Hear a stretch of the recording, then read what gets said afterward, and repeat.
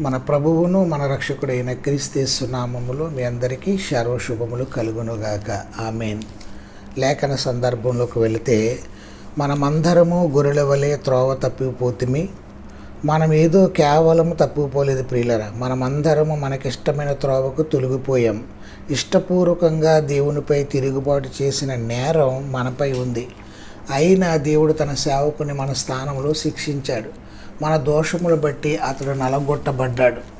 ప్రాయచిత్త దినాన్న వదకు తేబడి గొర్రె ఇజ్రాయేలీయుల పాపాలను తీసివేసినట్టే దేవుని సేవకుడు యేసుక్రీస్తు మనందరి పాపాలను తీసివేశాడు. ఇది అందరి శిక్షతో ఆరంభమై అందరి రక్షణతో ముగిస్తుంది. అంటే విశ్వసించే వారందరూ కూడా రక్షణ. ఆయన మన పాపాల కొరకే మరణించాడు. ఆయన యొద్దకు విశ్వాసముతో వచ్చే వారి పాపాలన్నీ కడిగి వేస్తాడు ప్రియులారా. అట్టి ధన్యత ఆ దేవదేవుడు మన